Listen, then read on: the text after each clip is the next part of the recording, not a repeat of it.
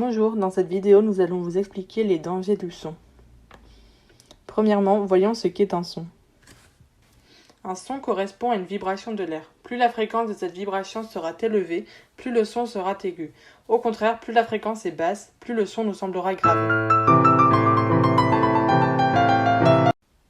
Observons à présent le devenir du son dans notre oreille.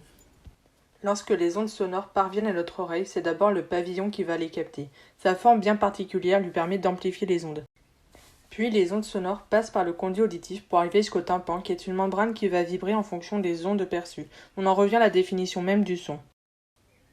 Les vibrations du tympan vont également faire vibrer 3 os juste derrière qui sont dans l'ordre le marteau, l'enclume et l'étrier. Enfin, l'onde sonore parvient à la cochlée qui va la convertir en message nerveux. Puis le nerf auditif va transporter les messages nerveux jusqu'au cerveau qui va ensuite les analyser. Voyons maintenant ce qui se passe précisément dans la cochlée. Les cellules de la cochlée sont des cellules ciliées, c'est-à-dire avec des cils à leur surface. Un liquide est également présent dans la cochlée, il s'agit de la lymphe. Les vibrations du tympan transmises par les 3 os vont faire bouger la lymphe et par conséquent, les cils des cellules vont suivre le rythme. Puis un message nerveux est alors transmis au cerveau via les fibres nerveuses et le nerf auditif. Voici des cellules ciliées en bon état avec des cils qui ne sont pas cassés. Puis des cellules avec des cils détériorés suite à un bruit trop fort ou une écoute prolongée.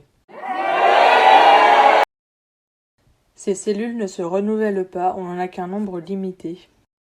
Les dégâts causés sont irréparables et finissent à la longue par entraîner une surdité. L'information est mal ou alors plus du tout transmise au cerveau puisque les cils cassés ne peuvent plus bouger en rythme et envoyer un message nerveux. Alors voici quelques conseils pour éviter ça. Éloigne-toi des bruits trop forts, surtout pendant les concerts. Ou alors protège tes oreilles avec par exemple des boules qui ess. Et ne passe pas plus de 8 heures par jour avec des écouteurs. Voici maintenant l'échelle du bruit. Nous pouvons retenir que le seuil de risque se situe à 85 décibels, soit le bruit d'une automobile. Le seuil de danger est à 90 décibels, soit le même bruit qu'une cantine scolaire. Et enfin, à 120 décibels, le danger et la douleur apparaissent. Quelques secondes suffisent pour entraîner une surdité quasi totale.